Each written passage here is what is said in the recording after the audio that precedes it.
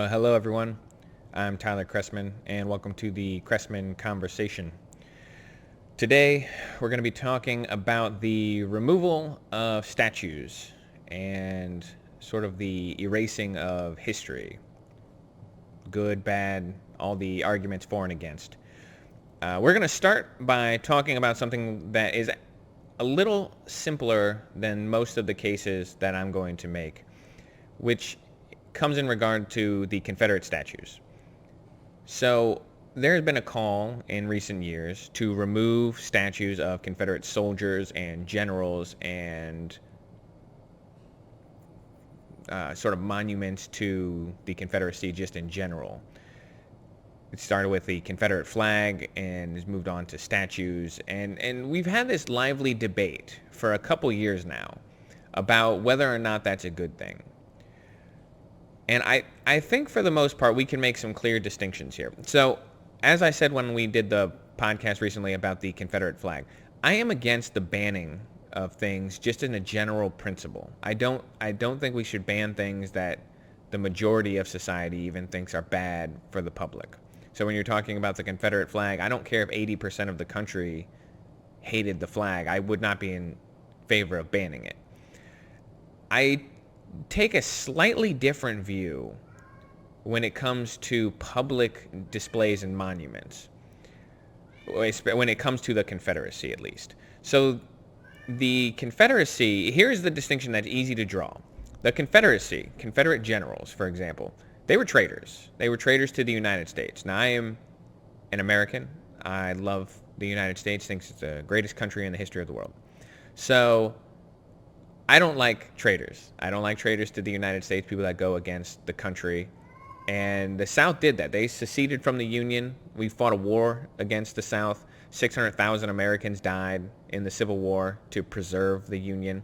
And regardless of how you feel about the nature, the onset of the Civil War, there's a driving factor. It doesn't matter if you're talking about states' rights or not. One of the things that the states wanted the right to do was slavery. Slavery was the driving force in the Civil War. Regardless of whatever revisionist history we are interested in talking about, the slavery was the driving factor.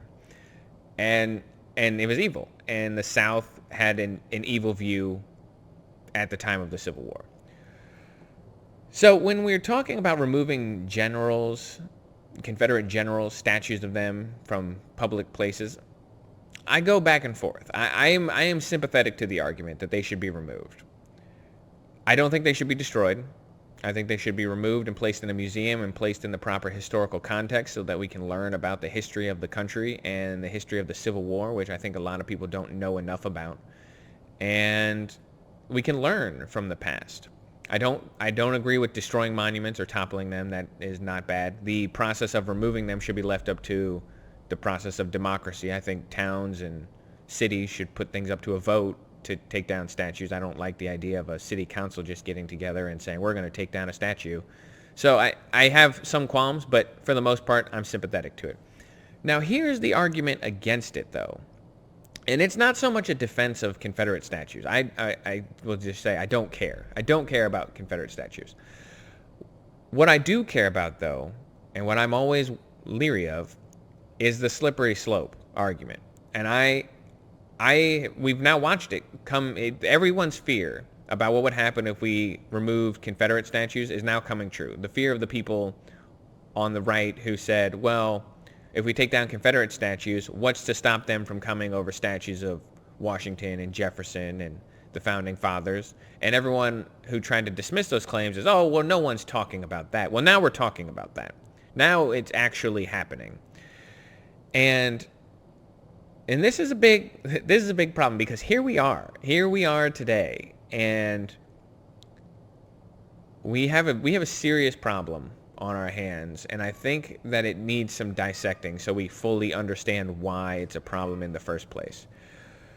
So this week in St. Louis, where I live, they removed the statue of Christopher Columbus from Tower Grove Park. And Christopher Columbus, to me, is the pivot point on which this entire issue stands. Because unlike some of these other people I'm going to talk about a little bit later, there's less of a case that Christopher Columbus should have a statue than some of these other people. But it's the move to take Christopher Columbus's statue down that is key in this entire argument. So Christopher Columbus, for those of you who don't know, so maybe the one or two of you out there, discovered the Americas. Now, there were people living here, but what he did was he discovered it for Western civilization. He discovered it for Europe and allowed the link between the westernized world and the New World. And a lot of people say, well, somebody would have done it eventually. It doesn't matter because he did it. So that's why he's important. He discovered the Americas and linked Europe and the North America and South America together and basically set the entire chain of events which led to modern life as we know it. That is why Christopher Columbus is important in history. Now, Columbus lived in the 1400s. When he ran into Native Americans, he didn't have high views of them because white Europeans didn't have high views of people of different skin colors. They didn't. He was a phrase which I can't remember the lady's name, from the person from the New York Times who was in charge of the 1619 Project. She said, "A man of his times." You can't use that phrase. It's a ridiculous phrase. She's a ridiculous person, but that's a totally separate issue. He was a man of his time, and at the time, racism was kind of the norm. And he led to a chain of events which eventually led to the large-scale death of the indigenous peoples of the Americas. Note here, just briefly, I'm not using the word genocide, and the only reason I choose not to use the word genocide is because most of the Native Americans died from disease and not just mass murder. Now, there was a fair bit of that as well, but I've read things along the lines of 90% of the Native Americans died from disease as opposed to being killed by European settlers. So I don't use the word genocide here, but it's a conscious choice, and we can talk about that some other time. So why do we build statues of Christopher Columbus? Well, we build statues of Christopher Columbus because, especially during the 1900s, there was a fair bit of racism against Italian Americans. And it was a way to commemorate the ways in which Italian Americans contributed to America. It's a way to commemorate the spirit of exploration and discovery. I will guarantee you we have never built a statue of Christopher Columbus because he was racist to Native Americans. That's not the reason there's a statue of him anywhere in the world. Because that's not what is important about Christopher Columbus's legacy. And we've watched this play out now throughout the entire country. It starts with Christopher Columbus, but throughout the world, we've seen statues of George Washington and Thomas Jefferson, Winston Churchill, Ulysses S. Grant. All these people in the past week and a half have had statues defaced, toppled, destroyed, and this is the bit that is completely dangerous. George Washington, for example, he led the entire country of, well, what was not America at the time, but what would become America, over victory over Britain. He won the Revolutionary War. And there was talk of making him king, and he said no. And then when he was elected president unanimously by Congress twice, they wanted him to do it a third time, and he said no, I think we should serve our time and be done. And he voluntarily stepped down. Now, the humility of a man to refuse a kingship or to refuse to continue being president, to say no man is fit to lead forever, I couldn't imagine that in modern day politics. I couldn't imagine a person capable of such humility. And so we remember him as the founder of the country, the father of the republic that we live in today. Thomas Jefferson, he had slaves. He had a long-term relationship with the slave, which, according to power imbalances, is probably considered a rape, even though I think most historians regard it as relatively consensual, again, because of the fact that he owned her. You can't do that. And so Thomas Jefferson personally didn't hate black people. He didn't, again, he lived in the 1700s when slavery throughout the world was still the norm in life. Not just in the United States, by the way, but throughout the world, slavery had been practiced just about everywhere. But Thomas Jefferson, we don't remember him because of his relationship with slavery. We remember him because he wrote the Declaration of Independence. And he wrote that all men are created equal. And it was those founding documents which eventually were able to be granted to all people in the country. The history of the United States is not one of institutional racism. It really isn't. If you read the founding documents and the arguments of the founding fathers, the history of the United States is one that grants rights to everyone and a failure to live up to those lofty principles at first, and the slow implementation of the rights to every individual, man, woman, black, white, Asian, doesn't matter. And that's what the history of the United States is. But that's basically a philosophical argument between the left and the right. The people on the radical left think American history is one of irreparable harm to anyone who's not a straight white male. And it's just one of institutionalized barriers against everyone, and that the entire system is broken from the ground up. And people like myself, who are kind of in the middle, in the center, I look at the history of the United States as one of just a series, a constant evolution to the betterment of all people. It started off great for one group of people and then slowly granted rights to everyone else. And that is great, because in the world, that's not the case. It is the path towards enlightenment is not one that many people tread well. And the United States and the Western world in general did it very well. The point is that we're attempting to erase history here and castigate every person who isn't perfect by today's standards as evil.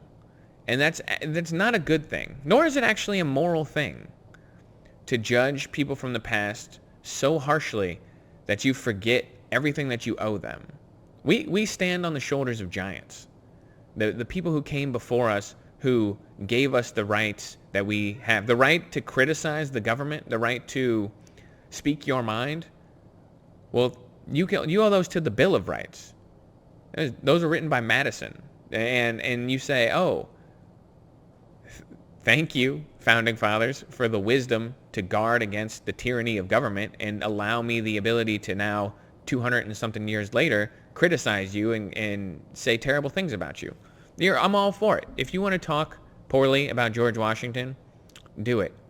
I think you're mistaken and your anger is misplaced. If you want to topple his monuments, I would fight you on this. I would push back, because George Washington, the slave owner, is no one in history, when you're writing the biography of George Washington and you're outlining the chapters of his life and his great accomplishments, no one lists slave owner anywhere close to the top. It is a fact about him, which again, slavery, we shouldn't have to say it, but we will, incredibly evil. It's not the most important thing about George Washington's life. It's not. And he also is the only founding father that freed all his slaves upon his death, but we tend to forget that. It's just frustrating to watch people criticize people of the past as though in the future people aren't going to do that about us today. And here's a more modern example. We're talking about people who lived a couple hundred years ago, when we're talking about Lincoln, or if we're talking about Washington, or we're talking about Jefferson. But let's use an example most people on the left really like. And we'll talk about Martin Luther King Jr. Martin Luther King Jr. in 1958 wrote in Ebony magazine. There was a young man who wrote in who said something along the lines of, I've been having homosexual thoughts. I feel the way about boys that I should feel about girls. What should I do? And this is what Martin Luther King Jr. wrote in the magazine. And it's the quote, in order to do this, in order to fix the problem, quote, in order to do this, I would suggest that you see a good psychiatrist who can assist you in bringing to the forefront of conscious all the experiences and circumstances that have led to the habit. You are already on the right road towards a solution, since you honestly recognize the problem and have a desire to solve it. End quote. Now, today, in 2020, if you were to say that to a young gay kid, you would be considered a bigot. Because you're saying, first of all, you're saying homosexuality is actually a mental problem. And secondly, you need to fix it by getting psychiatric help, but luckily for you, you're already on the road to a solution because you recognize it as a problem and you want to fix it. Now, are we going to tear down statues? In Indianapolis, Indiana, there's a nice statue of Robert F. Kennedy and Martin Luther King Jr. I remember seeing it, and it's kind of a cool little statue in a really terrible little park. You would think Martin Luther King Jr. Park would be nicer, but not a really nice park. Kind of a cool statue. Should we get rid of that statue because Martin Luther King Jr. had what would be considered regressive views on homosexuality? The man lived 60 years ago. In 1960, the idea, or 1958 when he wrote this article, the idea that gay rights were the next wave after the civil rights movement that gave blacks the right to vote and granted them full citizenship, basically, after we got rid of the ugliness of Jim Crow. He couldn't envision the future where gay rights were now, gay members of society enjoy all the same privileges as everyone else, and to deny them privileges is actually looked down upon. It used to be that throughout the entire history of human life, for example, not just in the United States, but throughout the entire history of the world, gays have been persecuted for forever in every country. They've been murdered and cast out of society.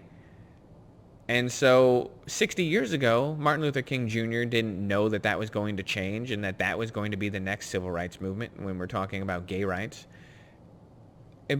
Does that make him an evil person? No. He did fantastic things for the world. He changed the world. He moved the country forward on racial progress in a way I don't think any other historical figure did. Off the top of my head, I can't think of another person who was more important to the civil rights movement than Martin Luther King Jr. It's why everyone knows who he is. It's why everyone knows him. We're not going to tear down his statues. And you notice how the left hasn't talked about things like that at all, because he's a hero on the left. But George Washington, Thomas Jefferson, those dead, old, straight white men and slave owners, well, they lived hundreds of years ago. Who cares about their legacy? It's a mistake to think that the flaws of a man's character and the flaws in which the time he lived are the ways in which we should judge them today. It's not a good thing. It's not a good trait. And as I said before, in 200 years, when people look back on us today, I guarantee you something that we're doing today, people are going to look back on and they're going to say, I can't believe what monsters those people were. I've made some guesses as to what it might be. I think treatment of animals will probably be number one on that list. I think when they figure out a way to synthesize protein and they make it cost effective and easy and it tastes good and everyone can get it relatively cheaply, like you go to the store and you're going to have a synthesized steak instead of one that came from an animal that lived and breathed. I think when that happens, they're going to look back on us as monsters. Everyone who ate meat, everyone who participated in the mass murder of animals. Now, that's myself included. I eat a lot of meat, so I'm not saying anything bad. I understand. I have definite moral qualms about meat eating in general. I'm not going to stop, though. It's one of those things. Right now, it is very difficult to not eat meat, in my opinion. But anyway, it's just an example. There are probably countless things that we're doing right now that in 200 years they're going to look back and they're going to judge us. And imagine that you change the world. And you're a guy like Bill Gates, right? You have done, you revolutionized the world. You made the personal computer more accessible to individuals. You revolutionized technology, and then you go on to do fantastic charity work. You do more to cure malaria in Africa than any government has ever done. You fight the AIDS crisis. You do all of these wonderful, amazing things. But in 200 years, someone wants to tear down a statue of you because you liked hamburgers. Now, again, this is not a perfect analogy. But what I'm saying is whatever we're doing today that's so evil, we don't know it is. But by the future standards, it will be. And that's what things like slavery have been throughout history. Most civilizations have practiced some form of slavery. In the 1700s, when Washington and Jefferson lived, that was the norm. It was just something that happened. And today we know it's evil. But at the time, it was what society did. And what right now we're judging people for these things under today's morality code. And it's not fair to historical figures, because every single person throughout history, and I would put this, this is actually fairly close to true. Almost every single person throughout history has had regressive views on race or gender, sexuality, the way that the sexes interact. In some way or another, most everyone throughout history had views by today's standards would be bigoted or homophobic, racist, sexist. They would have something that would fit those standards. But that doesn't mean great men and women throughout history haven't existed. And so it's important to remember that. We should tear down some statues. Like I said, I'm open to having a conversation about removing Confederate statues. If I lived in Iraq when they toppled the regime of Saddam Hussein, I'd be out there tearing down that statue, tearing down the statues of Lenin in the Soviet Union. I would be all for these things. But that's not what these people are. George Washington did some terrible things. But he wasn't a moral monster. He didn't... It's a distinction that is important to make. He was not Saddam Hussein. He wasn't. And we can't treat them like the same person. Saddam Hussein doesn't deserve a statue. He doesn't deserve a gravestone. We should forget that. We can't forget that man ever existed, but we should remember his legacy with nothing but scorn. Is that how we should treat George Washington? Topple his statues, remember his legacy as nothing but one in which his wife's family owned slaves? That doesn't make much sense to me. I think we're going to leave it there today. For those of you who are interested, I have a new op-ed piece in the St. Louis Post-Dispatch. It should be coming out today in the paper and online. So go ahead and check that out. That'd be great.